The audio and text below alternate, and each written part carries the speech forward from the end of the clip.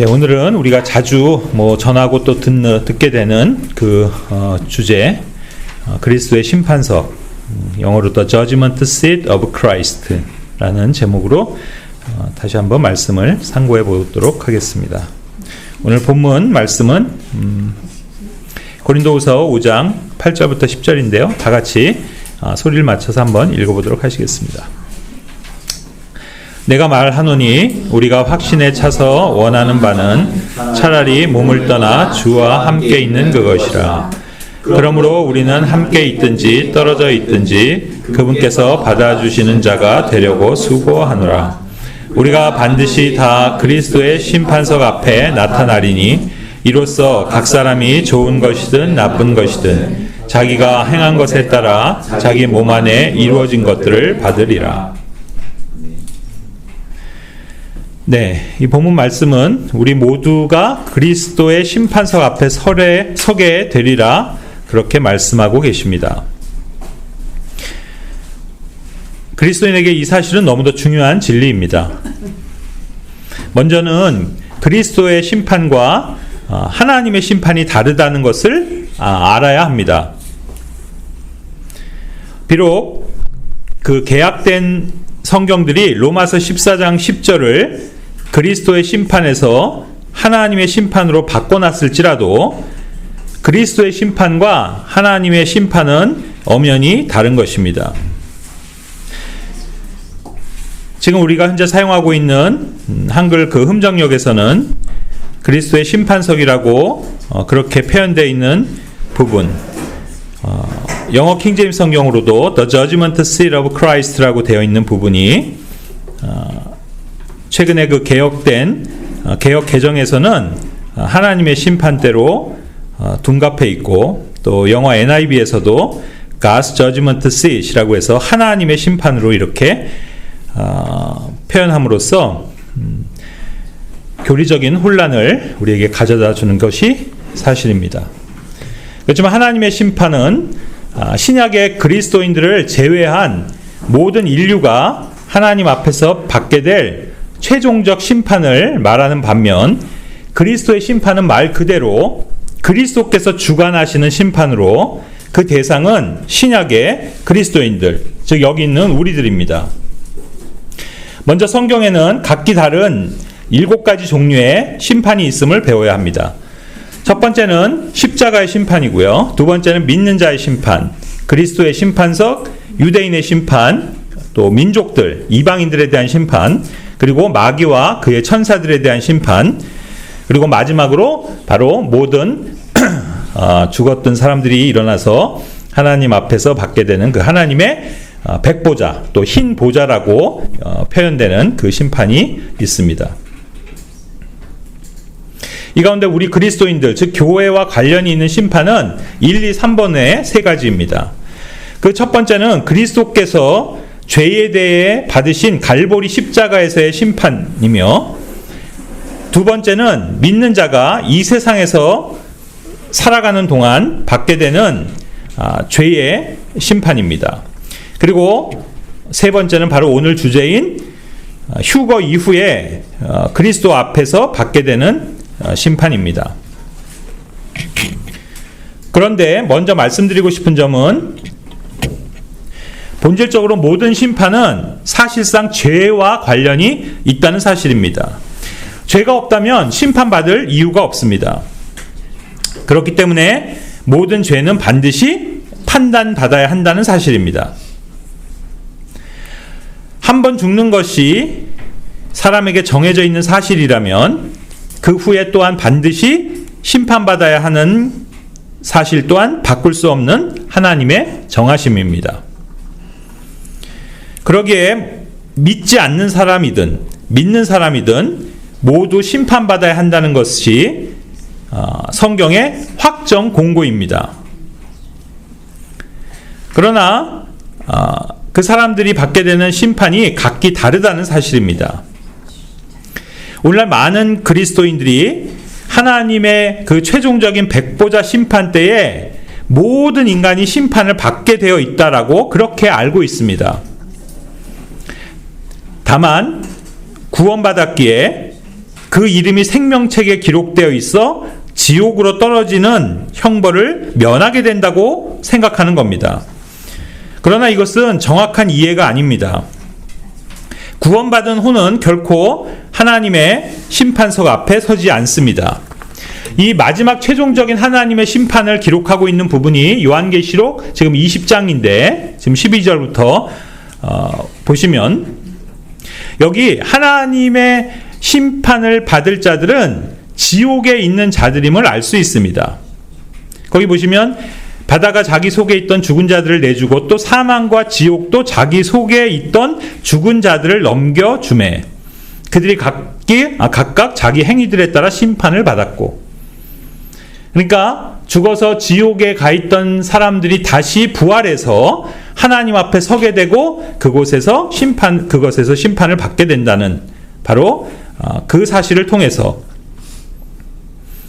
여기 심판받을 자들은 지옥에 있는 자들임을 알 수 있습니다. 그래서 교회 성도들은 이 최종적인 하나님의 심판과는 상관이 없는 자들입니다. 이처럼 그리스도인들이 최종적 심판에서 벗어나 있는 건 그 심판을 미리 그리스도께서 그 몸에 받으셨기 때문입니다. 그분께서 십자가에서 죽으셨고 그 몸이 장사되었을 때 우리도 그 몸 안에서 함께 죽었고 또 함께 장사된 것입니다. 그러므로 사실상 우리 그리스도인은 이미 심판을 받은 거나 마찬가지입니다. 다시 말해 우리 혼은 구원받았기에 하나님께로부터 정죄받는 그 심판에서 자유로운 것입니다. 자, 그럼에도 불구하고 그리스도인 역시 살아가면서 그 몸 안에서 행한 것들에 대해 어떤 별도의 심판을 받게 되어 있다는 사실입니다. 여기서도 많은 사람들이 오해합니다. 그리스도인은 죄 사함 받았고 구원 받았기 때문에 더 이상 죄에 대해서는 심판받지 않는다고 생각하는 것입니다. 그러나 그렇지 않습니다. 우리가 받지 않는 것은 하나님의 백보자 심판이며 그로 인한 영원한 정죄이고 또 영벌이라는 뜻입니다. 하지만 죄에 대해서는 엄격하신 하나님이시기에 그리스도인이라도 구원받은 후에 짓는 죄들에 대해서도 어떠한 형태로든 반드시 해결해야 한다는 것이 성경의 원칙입니다. 다시 말해 죄 자체는 판단받아야 하는 것이며 그 값을 치러야 한다는 뜻입니다. 이것은 결코 모순이 아닙니다. 이는 하나님의 공의와 연관된 것입니다. 어떠한 죄라도 그것이 하나님의 의로우심 앞에서 반드시 판단받을 때, 즉 심판받을 때 그것이 공평한 하나님의 처분이라 할 수 있습니다. 그래서 어떤 죄들은 우리가 사는 동안 미리 심판받을 수도 있습니다. 이것이 그리스도인들이 받는 죄의 심판입니다. 우리는 고린도전서 11장 30절부터 32절까지 말씀을 통해서 중요한 진리들을 발견할 수 있습니다. 첫째, 구원받은 그리스도인도 어떤 죄들로 인해 몸이 약해지거나 병이 들거나 심지어는 육체의 죽음을 일찍 맞이할 수도 있다는 사실입니다. 특별히 이 대목은 주님의 만찬을 합당하지 않게 참여하는 사람들과 연관되어 있습니다. 그래서 우리가 매주 지금 우리도 행하고 있는 이 주의 만찬 자리는 은혜의 좌석이면서도 한편으론 엄중하고 두려운 자리이기도 합니다. 무분별하게 주의 빵과 잔에 참여하는 것은 정죄로 나아가는 길입니다. 그러므로 주의 상에 나올 때 바른 교리와 올바른 영과 합당한 태도를 갖는 것이 중요합니다. 둘째로, 한번 판단받은 것은 다시 판단받지 않는다는 점입니다. 거기 31절에 만일 우리가 우리 자신을 판단하면 판단을 받지 아니하려니와 그렇게 말씀하고 있지 않습니까? 이 세상의 법에서도 그 일사부재리의 원칙이라고 부르는 것과 비슷하다 볼 수 있습니다. 그의 사랑하시는 교회를 미리 심판하시는 이유는 세상과 함께 정죄받지 않게 하려는 그 주님의 의도가 숨겨져 있습니다. 왜냐하면 이미 판단받았기에 다시 판단받지 않는 그 원칙에 의한 것입니다. 그러므로 주의 징계가 사랑이라고 표현한 히브리서 12장 5절부터 8절을 우리는 온전히 이해할 수 있게 됩니다. 그러므로 여러분이 살면서 만일 하나님께로부터 죄로 인한 징계를 혹 받게 된다면 그것을 오히려 감사하게 생각하면서 그 죄에서 돌이켜야 하는 이유는 더 큰 하나님의 판단으로부터 여러분을 보호하고자 하시는 주님의 배려이기 때문인 것입니다. 그래서 설사 어떤 개인이 살아서 교회로부터 징계를 당하거나 또는 직접 주님으로부터 징계를 받게 되어서 병들거나 또 다른 고난을 받는다면 그건 차라리 다행이고 잘된 일일지도 모릅니다. 왜냐하면 훗날 그리스도의 심판석에서 그 잘못들이 재차 징계받지 않아도 되기 때문입니다. 하지만 이 인생 안에서 징계를 받는 것보다 더 바람직한 경우는 이것인데, 주님께로부터 징계를 받기 전에, 즉 주님의 판단을 받기 전에 먼저 내 스스로 나를 심판하는 것입니다. 이것은 우리 각자가 스스로 죄를 자백함으로써 먼저 알아서 판단하는 것을 뜻합니다. 만일 그렇게 된다면 더 이상 주의 판단을 받지 않아도 됩니다. 한마디로 말해 내 자신을 판단함으로 주님의 판단을 피하는 것입니다. 거기 오직 사람이 자기를 살피고 But let a man examine himself 라는 표현이 있는 고린도서 11장 28절을 통해서 자기 자신에게 죄가 발견되면 그것을 다시금 주님이 받으신 그 심판, 즉 그리스도의 십자가로 가져가면 그 판단 속에서 해결된다는 것입니다. 이것이 죄사함의 축복입니다. 우리가 다 아는 요한일서 1장 9절은 만일 우리가 우리의 죄들을 자백하면 그분께서는 신실하시고 의로우사 우리의 죄들을 용서하시며 모든 불의에서 우리를 깨끗하게 하시느니라. 여기 우리 모두는 구원받은 사람들입니다. 그런데 안타깝게도 그럼에도 불구하고 우리는 구원받은 이후에도 살아가면서 많은 죄들을 짓습니다. 하지만 더 놀라운 사실은 우리가 그 죄들을 깨닫는 순간, 그리고 그것을 주님 앞에서 정직하게 자백하는 그 순간 주님께서는 그 모든 죄들을 용서하신다는 것입니다. 그리고 우리를 모든 불의에서 다시금 깨끗하게 해주심으로써 다시 우리는 하나님과 온전한 교제 속에서 또 살아갈 수 있도록 해주시는 겁니다. 그러니까 반대로 우리가 죄를 지었다는 사실을 깨달았는데도 그것을 자백하지 아니하고 계속 그 죄 가운데 머물게 된다면 이제 주님으로부터 판단을 받게 된다는 것입니다. 그런데 그 심판은 곧 내려질 수도 있고 또 한참 후에 나타날 수도 있습니다. 즉 어떤 죄는 즉시 그 열매를 먹게 되는 경우가 있기도 하지만 많은 경우는 시간이 지나서 나타나게 된다는 것입니다. 즉 한 달 후가 될 수도 있고 1년 후가 될 수도 있으며 또는 10년 후, 20년 후에 나타나는 경우들도 있습니다. 그런가 하면 징계가 1회로 끝나는 경우도 있지만 그것이 아주 오랜 기간 동안 계속 이어지는 경우 또한 종종 있습니다. 이런 경우에 가장 비근한 예는 그리스도인이 불신자와 결혼한 경우 먹게 되는 그 쓴 죄의 대가입니다.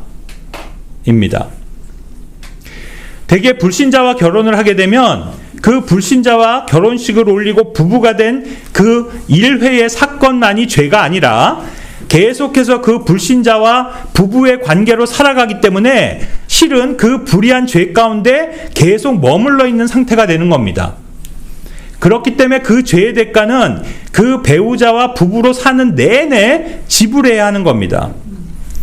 그래서 이런 경우는 최대한 빨리 그 불신자 배우자가 구원을 받든지 아니면 갈라서든지 해야지만 그 심판을 끝낼 수 있습니다. 그런가 하면 특이하게도 어떤 경우들은 그 죄의 값을 살아있는 동안 치르지 않을 수도 있다는 것입니다. 그러나 여러분, 그렇다고 해서 좋아할 일이 아닙니다. 왜냐하면 그것이 지금 안 나타났다고 해서 끝난 것이 아니기 때문입니다. 바로 그런 경우엔 이제 그리스도의 심판석에서 그것이 다뤄지게 될 거란 사실입니다.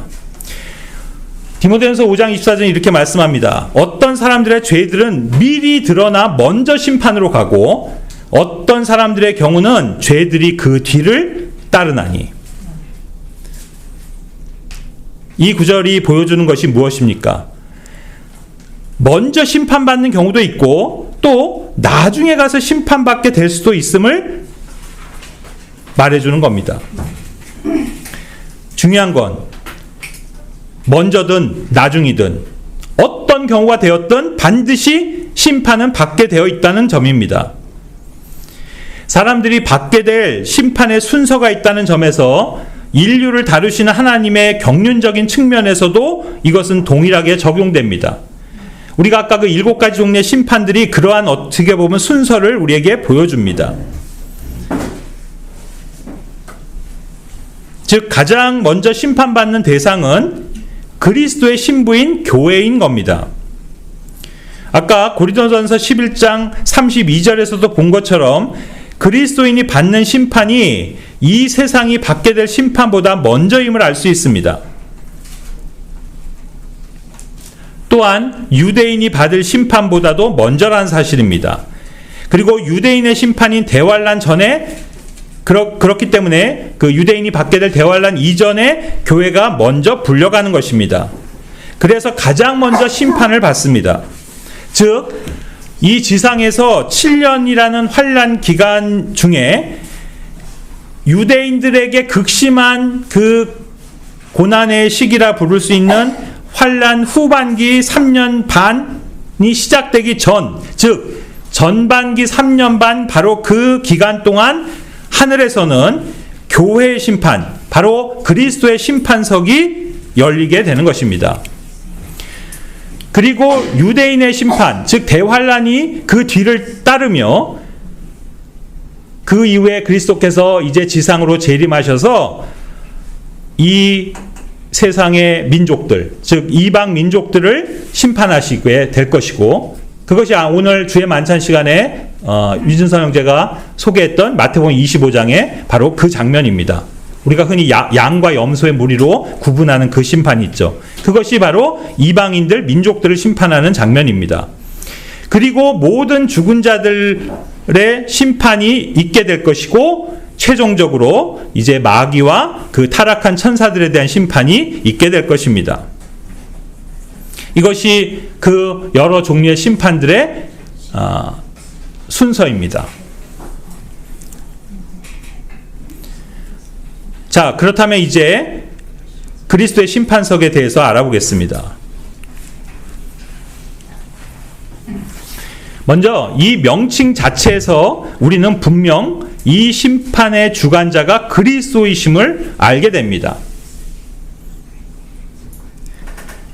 아시다시피 교회는 그분의 몸이며 또한 신부입니다. 이 말은 우리의 권위가 그리스도 예수이기 때문에 그분께 판단받는 것이 이치에 맞는다는 뜻입니다.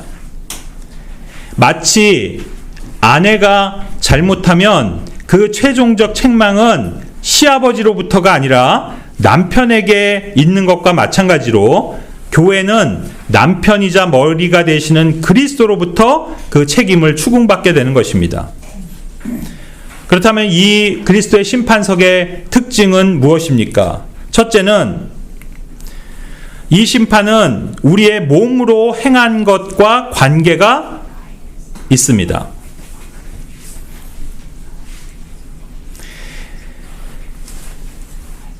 행한다는 것은 이 몸과 관련이 있습니다. 그래서 이것은 어쩔 수 없는 행위입니다. 분명히 성경은 행위에 의한 구원을 말하고 있지 않습니다. 그러나 성경은 행위에 의한 보상을 말하고 있습니다.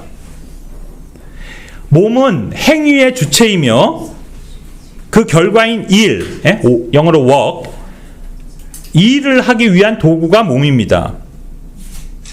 보십시오. 몸이 없이는 일할 수 없습니다. 몸이 있어도 병들면 일할 수 없습니다. 건강해도 게으르면 일할 수 없습니다. 부지런히 일하더라도 잘못된 일을 하면 잘못된 결과를 가져옵니다. 오직 올바른 일을 열심히 할 때만이 좋은 결과를 가져옵니다.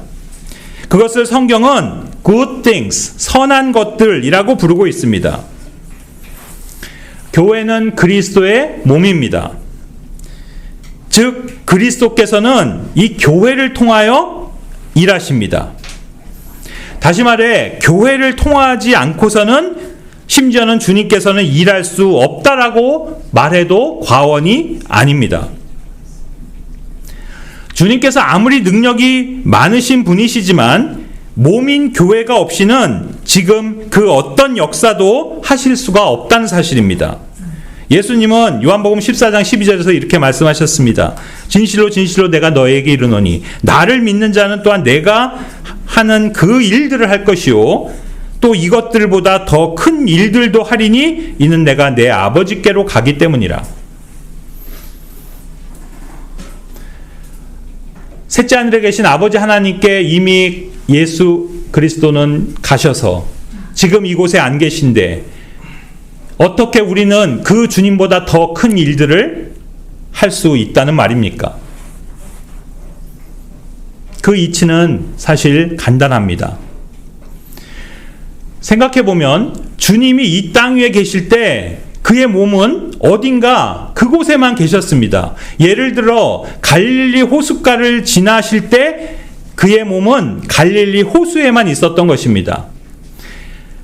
요한복음 4장에서 사마리아에 있던 그 여인을 구원하시기 위해선 그분의 몸이 친히 사마리아 땅 안에 있는 그 우물가로 가셔야만 했습니다. 이런 식으로 주님이 혼자 이 세상을 복음화시키려 했다면 아마 예수님은 지금까지도 돌아다니고 계셔야 할 겁니다. 그러나 지금 그의 몸은 이스라엘에만 계신 것이 아니라 한국에도 있으며 저기 미국에도 있고 심지어는 저 아프리카에도 있는 것입니다. 이것이 그의 몸의 신비입니다. 몸인 교회가 주님이 하셨던 것보다 더 큰 일을 할 수 있는 바로 비결입니다. 이것이 그의 몸인 교회와 그 몸의 지체가 되는 각 성도의 행위가 그래서 중요한 이유입니다. 그러므로 우리들의 몸들을 거룩하고 받으실 만한 산 희생으로 드려야 하는 이유도 거기 있습니다. 로마서 12장 1절 잘 아시죠? 바로 우리들의 몸들을 거룩하고 하나님께서 받으실 만한 살아있는 희생물들로 드리라고 그렇게 권고하고 계십니다. 왜냐하면 이것이 바로 우리가 드리는 합당한 섬김이기 때문입니다. 그러므로 몸을 드리지 않는 건 사실상 큰 의미가 없습니다. 왜냐하면 아무런 상급이 없다는 뜻이 되기 때문입니다. 주님을 사랑하는 마음도 중요하고 선한 생각을 하는 것도 중요하고 주님을 위해서 살겠다는 굳은 결심도 다 중요하지만 사실상 몸이 드려지지 않는다면 그것들을 입증할 방법이 없습니다. 주님께서 여러분에게 요구하시는 것은 여러분의 몸인데 그 이유는 바로 그 말 속엔 여러분의 모든 것들, 즉 마음과 생각과 뜻, 의지, 감정, 시간, 재능, 은사, 물질 이 모두를 다 포함하는 종합적이고 최종적인 표현이 그것이기 때문입니다. 그래서 우리는 몸을 일으켜 성경 앞에 앉아야 합니다. 두 손을 들어 성경을 펼쳐야 합니다. 이 두 눈을 통해 말씀을 읽어야 합니다. 입술과 목을 사용해 주님을 찬양해야 합니다. 혀를 사용해 소리내어 주님께 기도해야 합니다.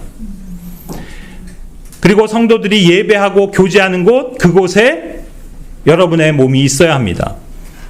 하나님의 말씀이 선포되고 가르쳐지는 그곳에 여러분의 귀가 열려 있어야 합니다.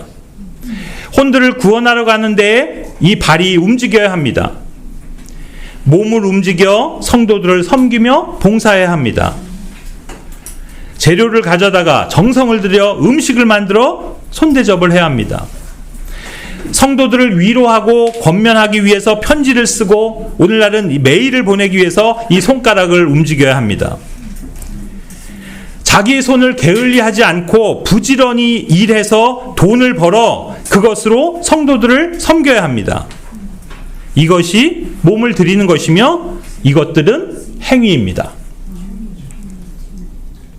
물론 예수님께서는 여러분이 말하지 않아도 또 행동하지 않아도 여러분의 마음과 생각을 잘 아십니다. 그래서 만일 여러분이 신실한 마음을 가지고 있다면 주님은 여러분이 신실한 사람인 것을 아실 수 있습니다. 그렇지만 그 신실함이 이 몸을 통해 입증되기를 바라시며 주님은 그것을 기뻐하십니다. 왜냐하면 예수님은 여러분에게 뭔가 좋은 것들을 주시기를 바라시며 그것도 아주 많이 주시기를 바라시기 때문입니다. 그래서 이 심판은 두 번째로 보상을 주시기 위한 것임을 우리는 알게 됩니다. 보상, reward, 어떤 한 일에 대한 상으로 주는 대가입니다. 우리는 지금 이 구절에서 주목해야 될 단어들이 있습니다.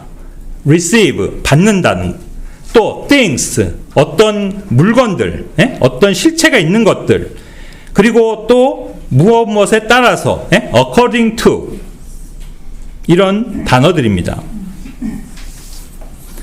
이 말은 몸이 행한 대로 그대로 되받는다는 뜻입니다. 선한 것이면 선한 것으로, 악한 것이면 악한 것으로 받는 것이 보상이며 또 보응입니다. 물론 영어에서는 reward를 좋은 의미로 보상의 의미도 갖고 있고 또 우리 말로는 보응, 좀 안 좋은 것에 안갚음, 복수하는 뜻의 보응이라는 말을 다 포함하고 있는 단어이지만 우리 말에선 좋은 땐 보상, 또 나쁜 것은 보응이라고 흔히 표현을 하죠.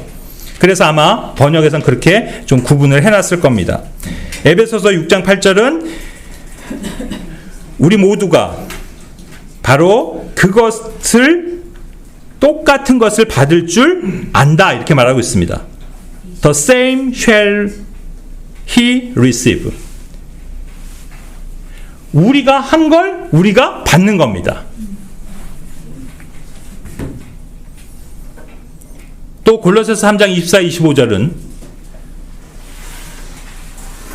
그 상속의 보상을 주님께 받는다고 말하고 있고 또 만약 우리가 잘못 행하게 되면 부당하게 행하게 되면 또 그것에 대한 보응을 역시 받게 된다 이렇게 표현하고 있죠. 그런가 하면 요한계시록 22장 12절은 이제 곧 오실 주님이 의 때가 가까웠기 때문에 이 보상의 날도 가까웠다는 뜻이고 분명 그날에 주님께서는 각 사람에게 그의 행위에 따라 주시겠다라고 약속하고 계십니다. 누구에게 주신다고요? 각 사람입니다. 예? 영어로 every single one, 한 사람 한 사람입니다. 통틀어서 주는 게 아닙니다. 여기 항동 니네가 교회였지. 자, 니네는 한 번에 상을 줄게. 그런 거 없습니다. 니네는 부부지. 그러니까 같이 줄게. 그런 것도 없습니다.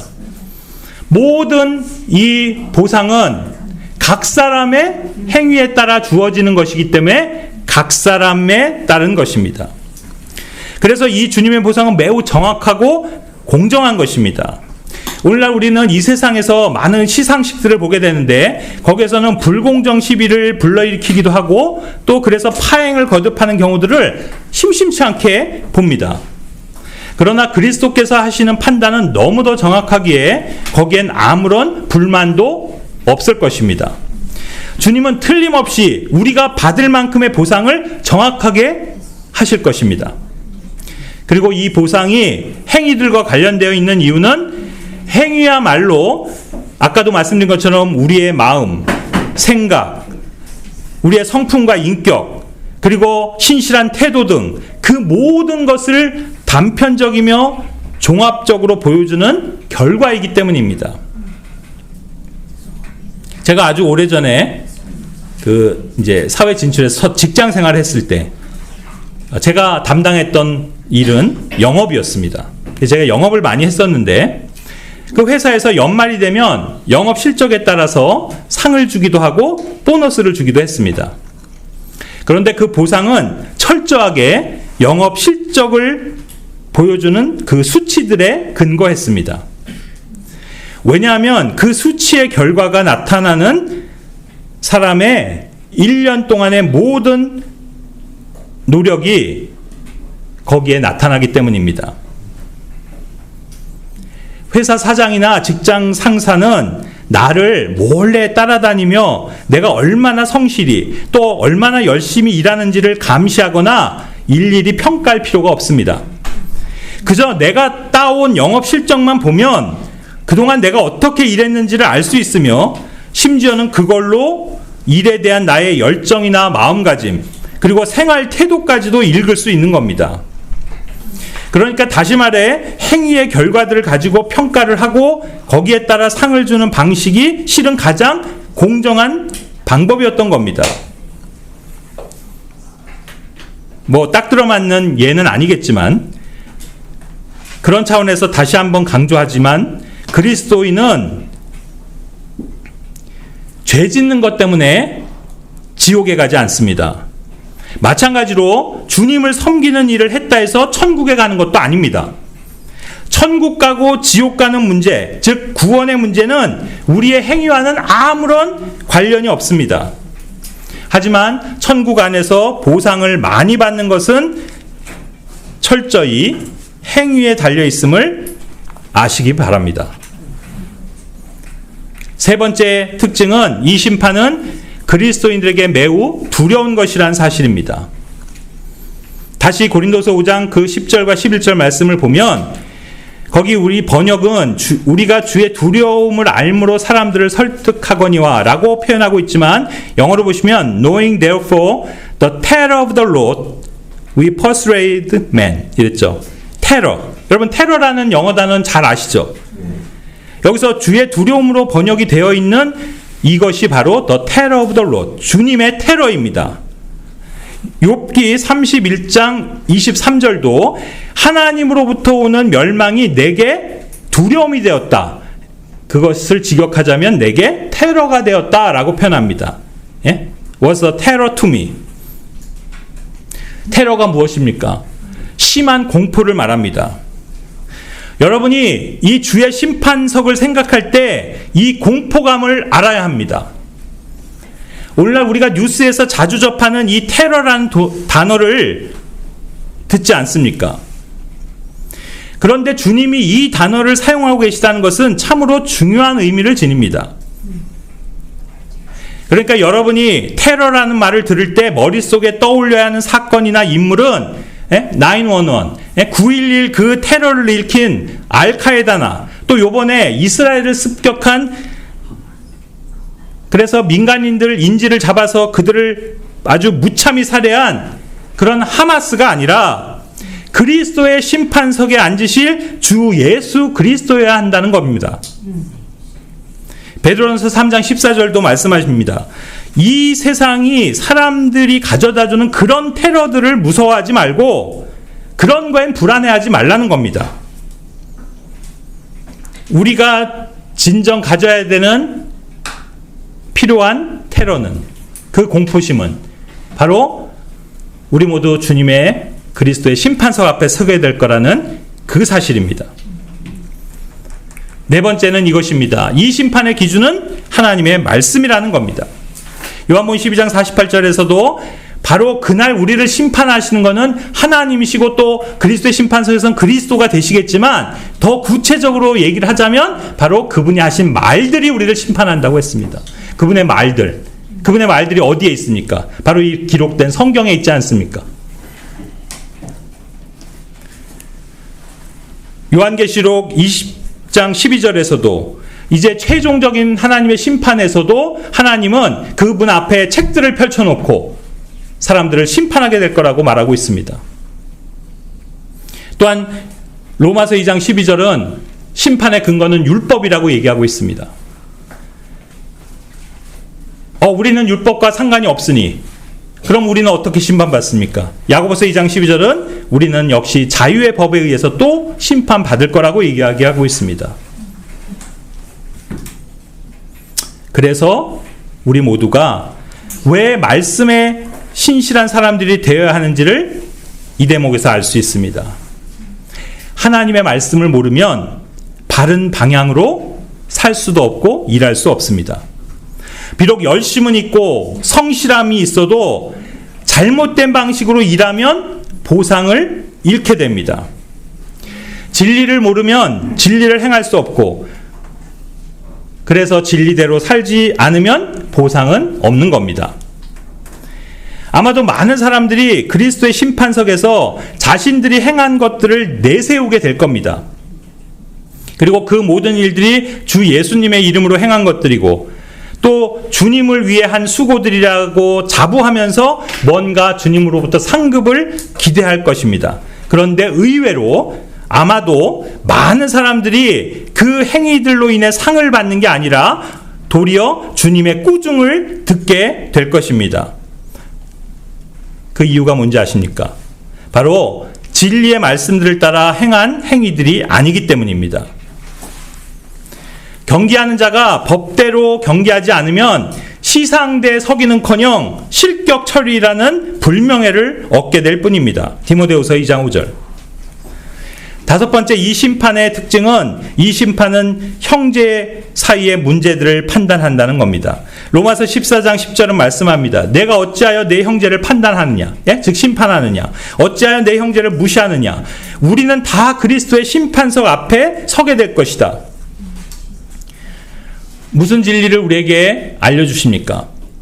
그리스도의 심판석이 앞으로 있게 될, 존재하게 될 또 하나의 이유는 바로 현재 형제들 사이에 일어나는 일들이 바로 거기서 판정날 것이기 때문입니다.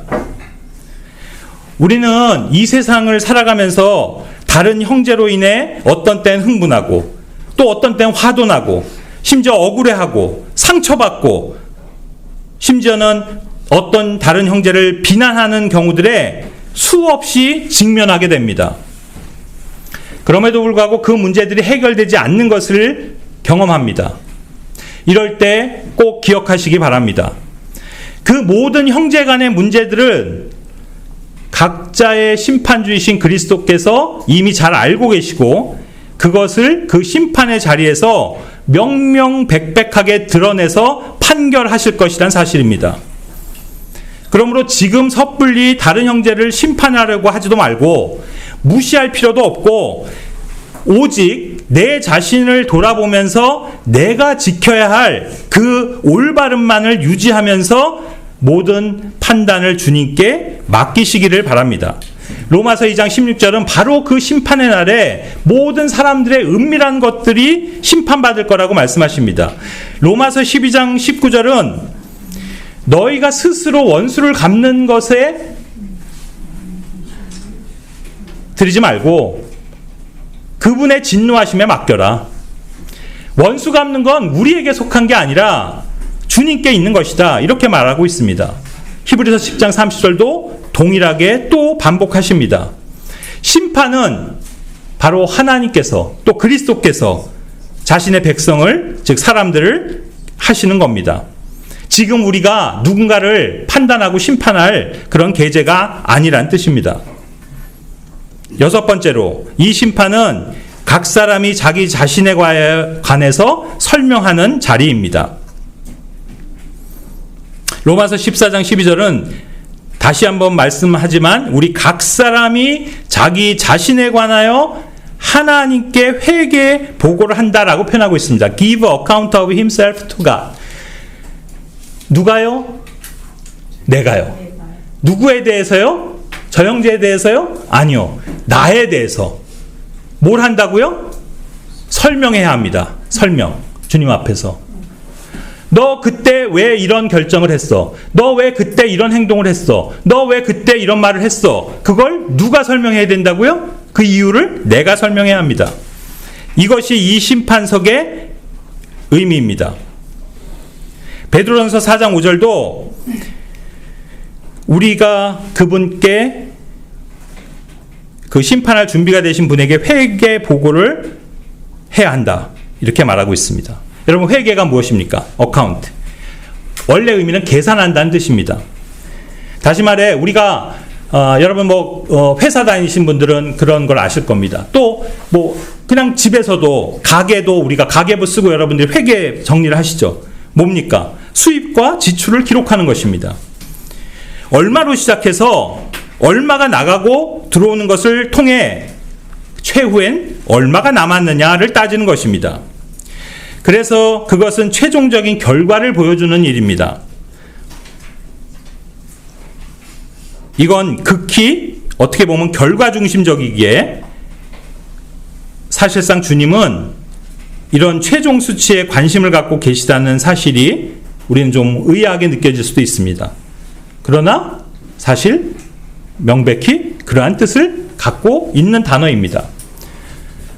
여기서 우리는 주님의 달란트의 비유나 파운드의 비유를 연관짓지 않을 수 없습니다. 주님의 관심은 거기 그 비유들에서 보면 원금이 아니라 최종적으로 떨어진 이유님을 알 수 있습니다. 특별히 교회에 해당하는 것은 누가복음 19장의 그 파운드의 비유란 사실은 이미 여러 번 말씀드린 바가 있습니다. 이 파운드의 비유가 마태복음 25장의 탈란트의 비유와 비교해 가장 두드러진 차이점 중 하나는 그 종들에게 처음에 맡겨주신 액수입니다.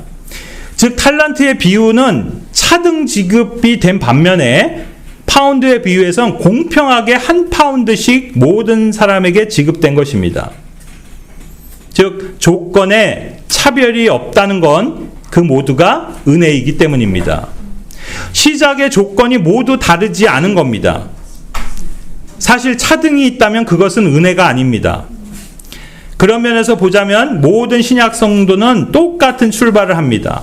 전적으로 우리 모두는 하나님의 은혜로 구원을 받았습니다. 그렇죠?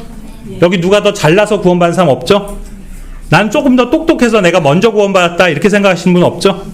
다 똑같습니다. 그리고 동일한 하나님의 말씀이 주어져 있습니다. 또 우리 모두는 같은 성령이 허락되어 있습니다. 그럼에도 불구하고 결과가 차이가 납니다. 다시 말해 각 사람의 회개장부에 어떤 차이가 발생합니다. 그리스도께서는 그 심판의 자리에서 처음 주셨던 것을 보자고 하시는 게 아니라 그것을 사용해 몇 배로 늘렸는지를 평가하십니다. 여기 우리 모두 이 몸이 두 개인 사람은 없습니다. 모두 하나의 몸을 갖고 일을 합니다. 그러나 그 몸으로 일한 결과는 천차만별로 나타날 것입니다. 마지막 일곱 번째로 이 심판은 일, work, 또 한국말로는 공력이라는 거 표현할 수 있는 것에 대한 평가입니다. 바로 고린도전서 3장 13절은 그것을 말씀해 줍니다. 각 사람의 일이 드러난다. work. 그 날에 그것을 밝히 드러내리니 이는 그것이 불에 의해 드러나고 그 불이 각 사람의 일이 여기 중요합니다. 어떤 종류인지 그것을 시험할 것이기 때문이다. 이 구절 다음에 이어지는 15절을 보시면요. 15절은 그 사람이 불에 탄다는 것이 아니라, 즉 지옥에 간다는 말이 아니라 그 사람의 일들이, 즉 공적이 불에 타는 것을 말합니다. 어떤 사람의 일이 불타면 그는 보상의 손실을 당하리라. 그러나 그 자신은 구원을 받되 불에 의해 받는 것과 같이 받으리라. 무슨 의미일까요? 우리가 잘 아는 인물, 그 스토리를 여러분이 떠올리시면 됩니다. 그 예화가 될 수 있는 인물 누굽니까? 소돔 도시에서 빠져나온 롯을 생각해 보면 쉽게 이해할 수 있습니다. 롯은 불의 심판에서 벗어났습니다. 살아났죠? 구원받았습니다. 하지만 그 불에 의해 그가 가진 집과 재물들 모든 걸, 자기 생명 하나 빼놓고는 다 잃었습니다. 심지어 자기 아내까지도 잃었습니다. 이것이 불에 의해 구원받는다는 말의 의미입니다. 이처럼 사람이 구원받고 천국에는 들어가지만 그 어떤 소유도 없게 된다면 그게 곧 손실이요 손해를 입는 겁니다. 앞서도 누누이 반복해서 말씀드렸다시피 우리 몸으로 행한 것들로 이룬 일과 공적들에 대해 주님이 불로 시험하실 것인데, 그 이유는 그것들이 불 속에서도 살아남을 일인지를 아시기 위해서입니다. 그 불이 각 사람의 일이 어떤 종류인지를 알기 원한다고 한 바로 그 대목에 다시 한번 주목하시기를 바랍니다. 어떤 종류의 일. 다시 말해 어떤 종류의 일은 그 불에 다 타버려서 없어지게 될 것이고, 반면에 어떤 종류의 일들은 그 불 속에서도 살아남아서 그것이 보상과 연결될 것이라는 뜻입니다. 그래서 우리가 일을 많이 하는 것도 중요하고 열심히 하는 것도 중요하지만 그 일이 어떤 종류인지가 더 중요한 겁니다. 오직 불을 통과해 남을 수 있는 종류의 일만이 그래서 가치가 있는 일입니다. 그런 가치가 없는 일들에 인생을 허비하는 것은 그래서 가장 큰 뭐요? 손실입니다. 로스. 그리고 주 예수 그리스도를 섬기는 일은 그렇기 때문에 우리가 할 수 있는 모든 일들에 다 해당된다는 사실을 잊지 마시기 바랍니다.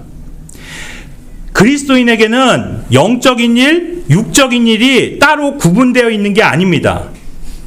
성경은 뭐라 말씀하십니까? 무슨 일을 하든지 그리스도께 하듯 하면 그것이 그리스도를 섬기는 일이고 그 그리스도를 섬긴 것 때문에 보상을 얻게 된다, 이렇게 말씀하고 있는 겁니다. 그러므로 형제 자매님들께 권면을 드리며 말씀을 마치고자 합니다. 형제 자매님들께서 현재 직면에 있는 그 모든 상황 안에서, 그리고 형제 자매들에게 주어져 있는 그 모든 일들을 마치 주님께 하듯이 하면 장차 여러분에게 큰 보상이 주님께로부터 주어질 것임을 잊지 마시고 오늘도 다 파이팅 하시기 바랍니다. 기도하고 마치겠습니다.